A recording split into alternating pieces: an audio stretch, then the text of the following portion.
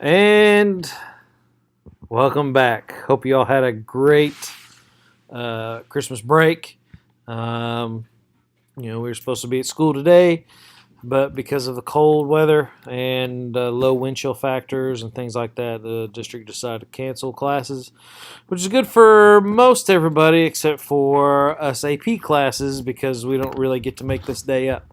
So it's one of the reasons why I like this format of delivering content so that we essentially don't lose a day.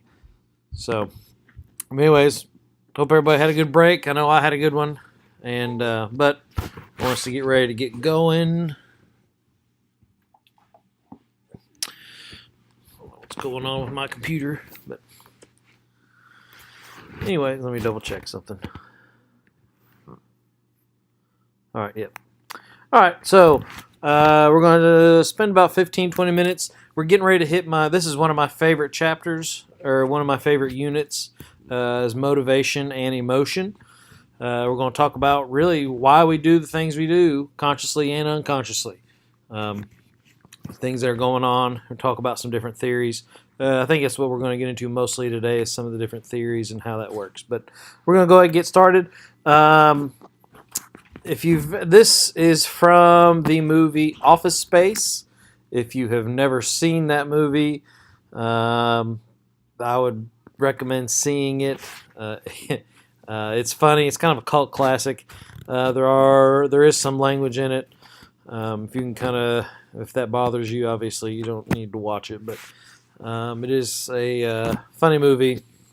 It's a little dated, because it deals with the changeover to the Y2K and all that stuff. But anyways, it's not that I'm lazy, it's that I just don't care.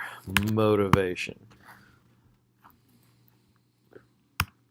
Now, so why do we have motivation? What does it do for us? What's the point of it? What motivation does is that it connects our observable behavior to internal states. I'm hungry, let's say you're eating. All right, the observable behavior. Is you're eating. All right. Well, the connection to an internal state would be hunger. You are, or whatever. So that's a kind of an example. That's what motivation is. It connects our observable behavior, eating, with the internal state, which would be an example, again, hunger. It also accounts for variations in behavior. You all are all students, but yet you all study differently and spent different amounts of time studying. Some of you may or may not put forth a lot of effort in this class. What accounts for those variations, even though all of you are students and all of you are in the class, there are different motivations behind reasons you're in the class and the amount of work that you put in. Then motivation creates perseverance in the face of adversity. My kids and wife, I guess me to a little bit of an extent, I'm not as much into it as they are, but they all really like watching the American Ninja Warrior.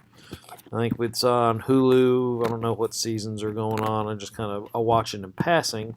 But I have noticed that they always have these these little stories of perseverance and how these people were motivated to push through. I always called it inspiration porn because they're talking, the idea is they're getting everybody worked up about being inspired. And that's okay. Some people get into that. I've enjoyed some of the stories. But again, you see sort of the idea is that they're highlighting the motivation that these athletes have in finishing, hitting the buzzer or finishing certain obstacles or whatever.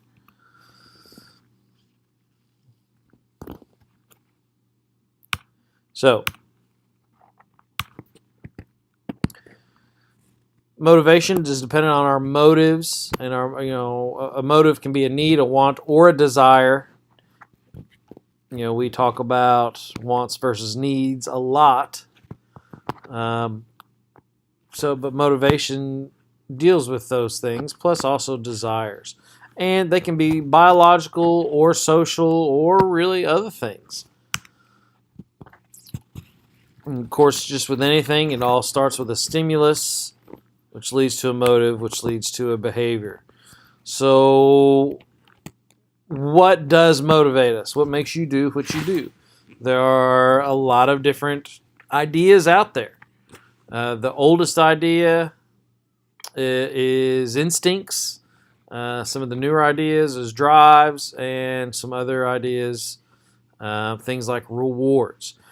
And this is sort of the thing that really interests me, and it's one of the reasons why we're going to spend probably a little bit more time on this unit than maybe some of the others, I have a real keen interest in what motivates students, what drives students, what types of incentives or lack of incentives or things like that. So I'm going to be asking you all a lot of questions on that. I'm hoping one day if I ever do a doctorate to maybe answer some of these questions. But we'll see.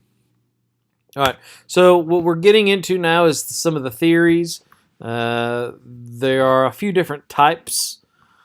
The first one I'm going to mention here is evolutionary or instinct theories. This is basically theories that talk about how the things we do are inborn. Their behavior patterns usually dependent on evolution that sort of helped us as humans survive. Things like feeding a baby when it is crying. These are generally universal fixed actions and patterns, and we have a tendency to want to be around people who are like us, things like that. So those are examples of evolutionary instinct theories, which we'll get into. Yeah, which brings up a question: do we as humans have instincts?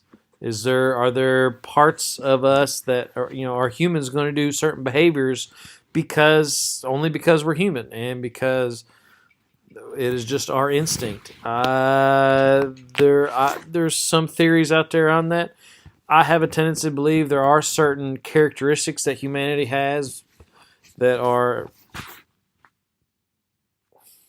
I don't know if they're innately human, but things like the quest for knowledge. Humans are always trying to learn things and figure out why things are happening. I think that's a human idea or human characteristic.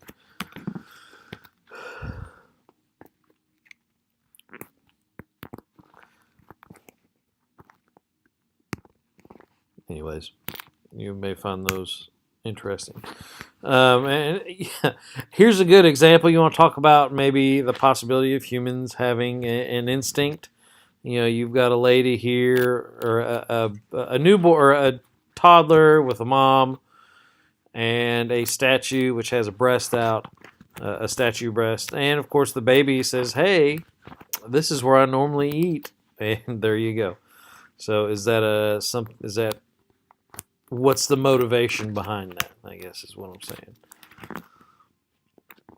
You can read this. My dog, the paradox. My dog does not fear automobiles, garbage trucks, or airplanes, but he is terrified of hair dryers. He does not fear bears, moose, or other dangerous fauna. So again, dogs.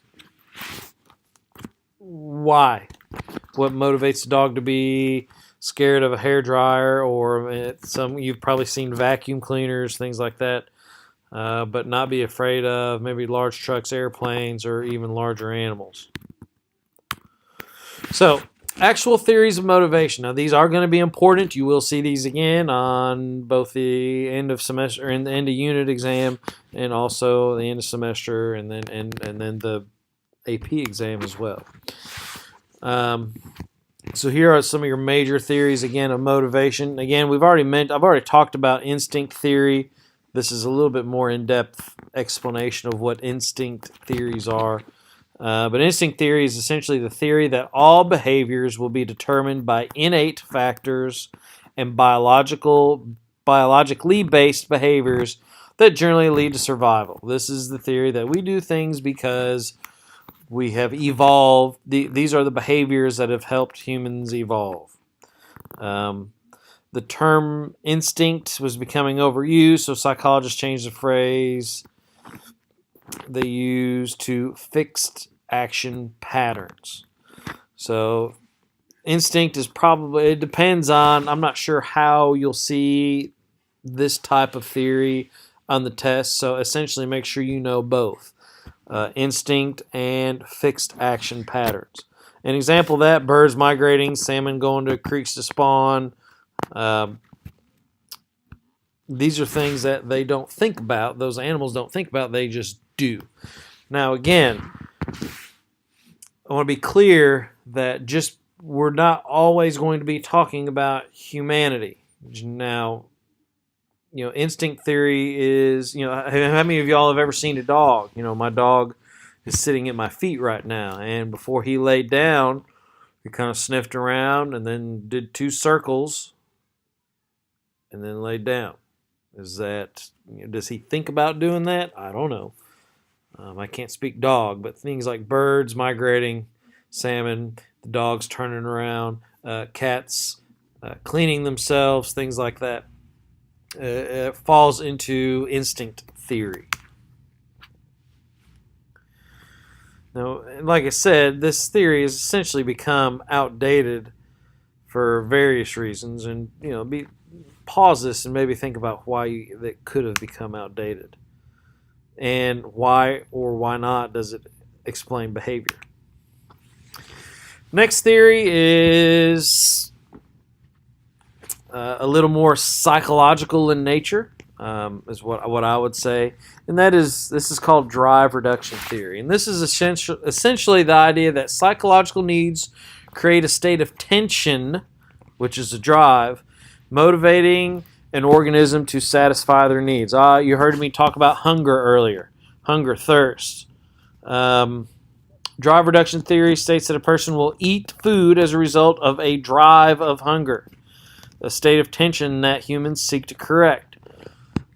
The tension is that we're hungry, so we eat. The tension is that we're thirsty, so we drink.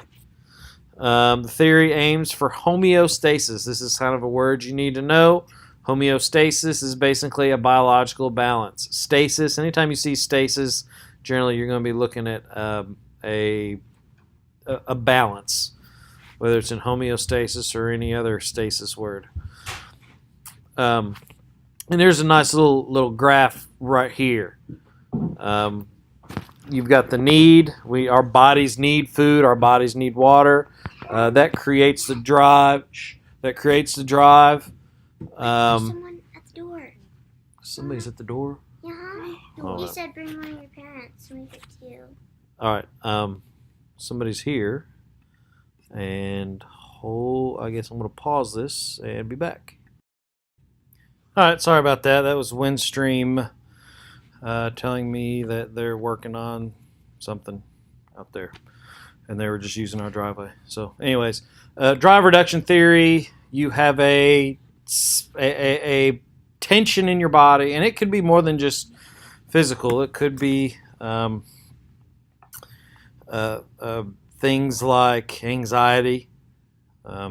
So anytime your body is not in a biological balance, that creates a drive, and our drive reduction behaviors are things we do to stop that.